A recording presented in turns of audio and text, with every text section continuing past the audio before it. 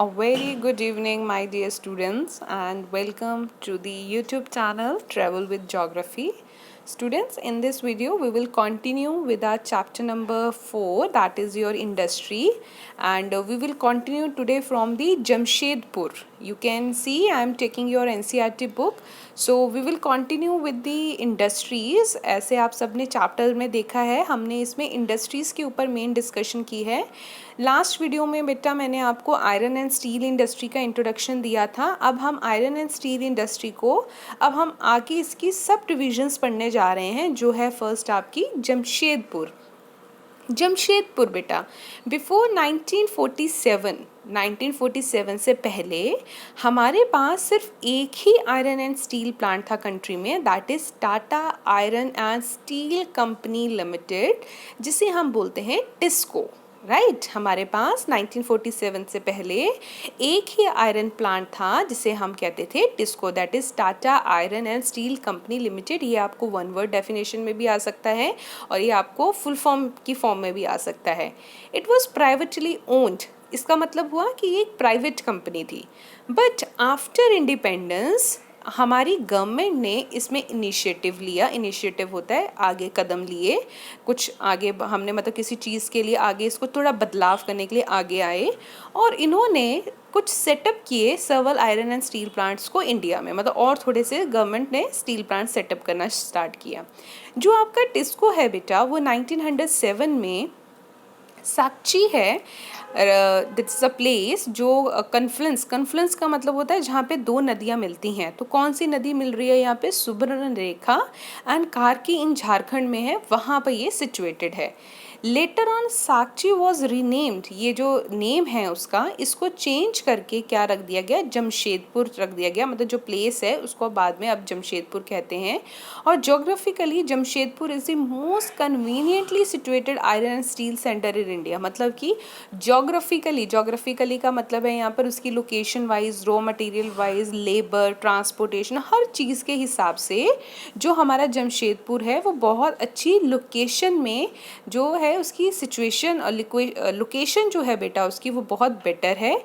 और जिस वजह से ये बहुत अच्छी आयरन एंड स्टील इंडस्ट्री है. आप यहाँ पर एक डायग्राम में देखिए कैसे यहाँ पे सुवर्णरेखा रिवर है, यहाँ पर कार्की रिवर, और कैसे यहाँ पर दोनों का वो कन्फ्लुएंस हो रहा है. यहाँ पर आपकी जो आयरन एंड स्टील है जमशेदपुर है वो सिचुएटेड है. आगे आपको इंट्रोडक्शन थोड़ा सा इसमें दे रखा है, that is Sakchi was chosen to set up the steel plant for several reason. क्यों इसको चुना गया था कि इसी जगह पर हम इसको लगाएं, जमशेदपुर को, टिस्को को हम यहाँ ही क्यों लगाएं? क्योंकि बेटा ये सिर्फ 32 किलोमीटर दूर थी कालामाती स्टेशन से, जो बंगाल नागपुर रेलवे लाइन है.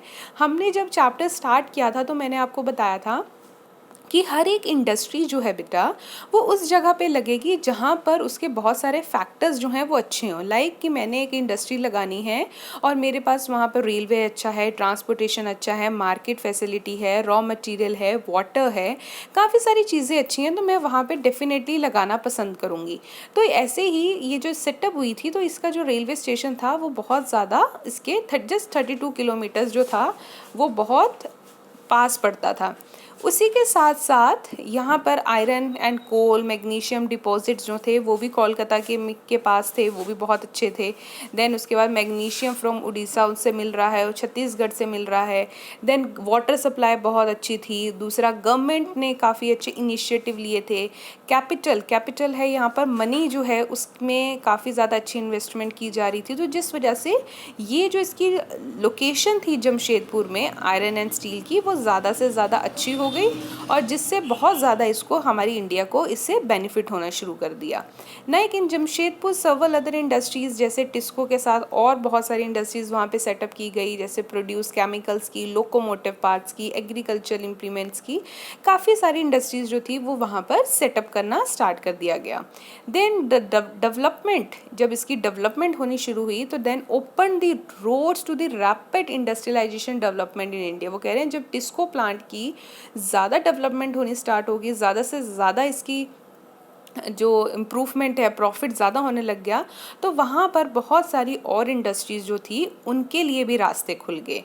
Almost all sector of Indian industry depend heavily on the iron and steel industry for their basic infrastructure. इस बात को आप बिल्कुल एग्री करिए कि कोई भी इंडस्ट्री जो है इंडिया में स्टार्ट होती है, कहीं भी स्टार्ट होती है, उसका जो बेसिक इंफ्रास्ट्रक्चर होता है, बेसिक इंफ्रास्ट्रक्चर का मतलब है जो उनको चाहिए चीज़ें, जो आपके सामान है वो सारा का सारा जो है वो किस पे डिपेंड होगा, आयरन एंड स्टील में। मतलब हर घर बनाना है, इंडस्ट्री लगानी है तो आयरन एंड स्टील तो चाहिए ही चाहिए। तो बेसिक इंफ्रास्ट्रक्चर जो है वो इसके ऊपर डिपेंड था।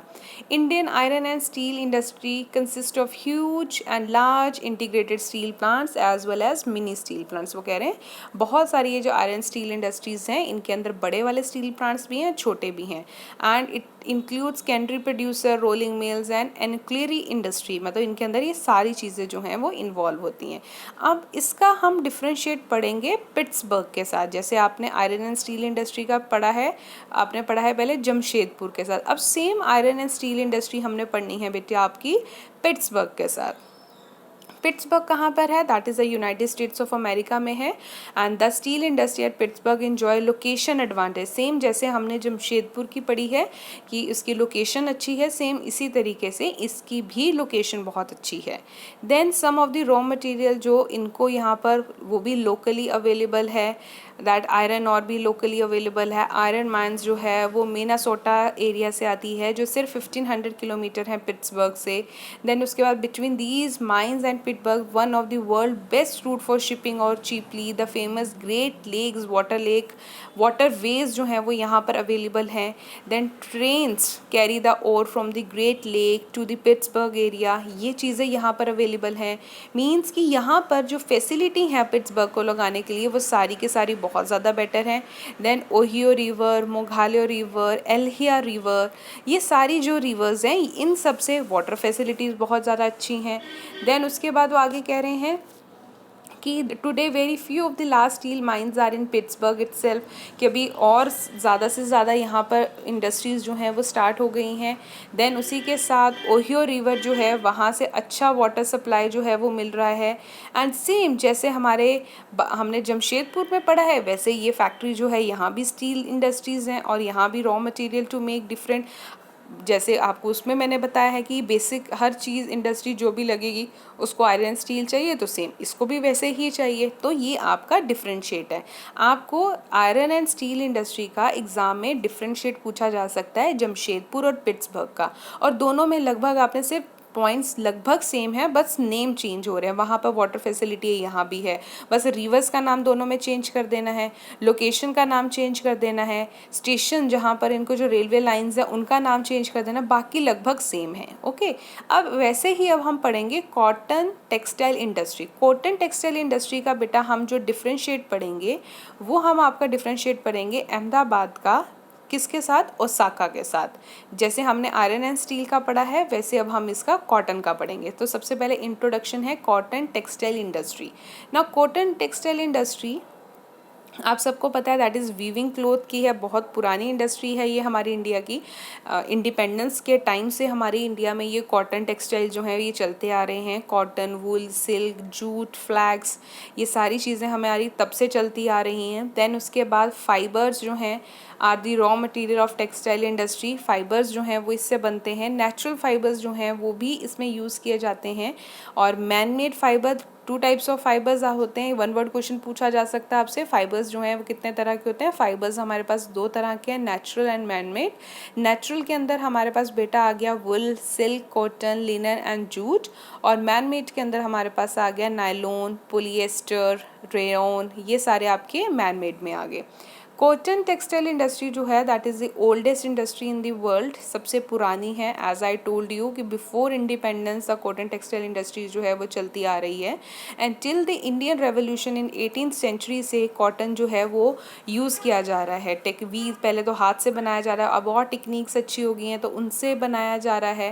एंड 18th सेंचुरी में पावर लूम्स जो थे उन्होंने स्टार्ट किया था। ब्रिटेन में काफ़ी और अदर पार्ट्स में इसको कॉटन टेक्सटाइल इंडस्ट्री को स्टार्ट किया गया। चाइना, जापान, यूएसए, ये सारे के सारे जो थे ये बहुत बड़े इम्पोर्टर हैं कॉटन के इंडिया से। मतलब हमारा कॉटन जो है इंडिया का वो बहुत सारी जगहों पर जाकर दिया जाता था, इंपोर्ट किया जाता था। इंडिया का ग्लोरियस ट्रेडिशन है, मतलब इंडिया जो अगर हम बात करें तो इंडिया का बहुत ज़्यादा कॉटन के साथ अच्छा रिलेशन रहा है।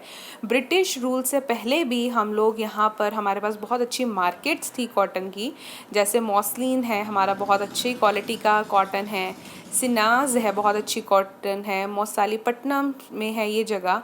देन कैलकोस जो है ये बहुत अच्छा है। अगर आपने अपना हिस्ट्री का चैप्टर नंबर 1 पार्ट 1 पढ़ा होगा तो हिस्ट्री का चैप्टर नंबर 1 में ये सारे आपको नेम्स दिए हुए हैं। ये these are the qualities of cotton, कौन कौन सी क्वालिटी का कॉटन हमारे इंडिया में बनता था उनके ये नेम्स हैं।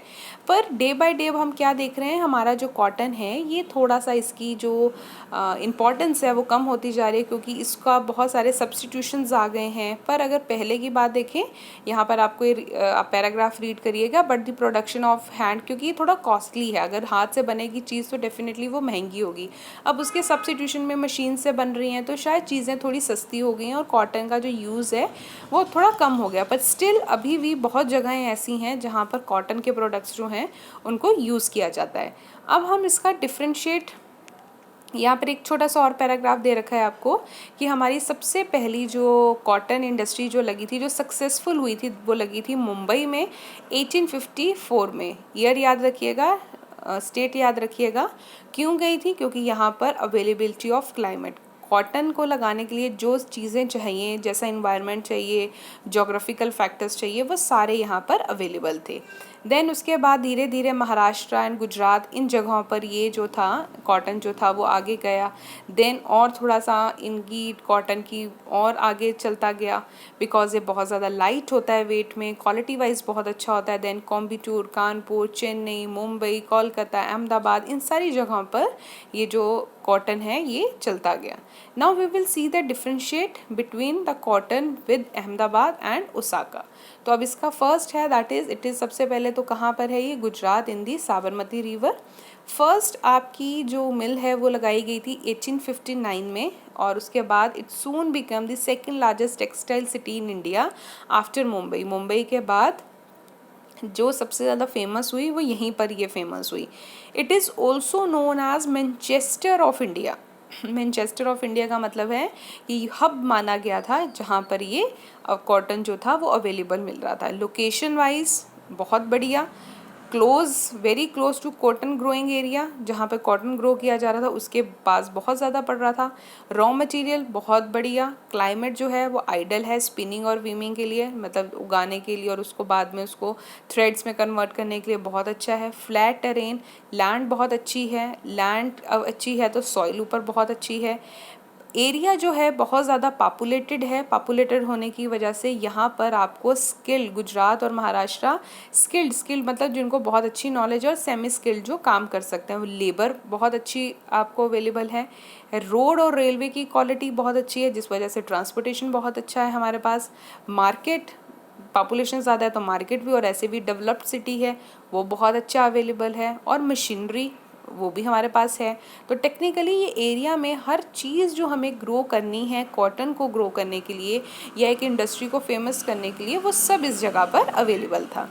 देन रिसेंट ईयर्स में that Ahmedabad textile mill have been some problems में आ रहा है ये, जस्ट बिकॉज ऑफ कि अब जो लोग हैं उनका जो ट्रेंड है वो चेंज होता जा रहा है, और ट्रेंड चेंज होने की वजह से अब टाइम जो है उसके साथ इसकी डे बाय डे ये थोड़ा नीचे की तरफ आता जा रहा है। अब इसका सेकेंड डिफरेंस हम पढ़ेंगे ओसाका के साथ। Then it is a textile centre, कहाँ पर है, जापान में। जैसे उसको मैनचेस्टर ऑफ इंडिया कहते हैं, इसे मैनचेस्टर ऑफ जापान कहते हैं।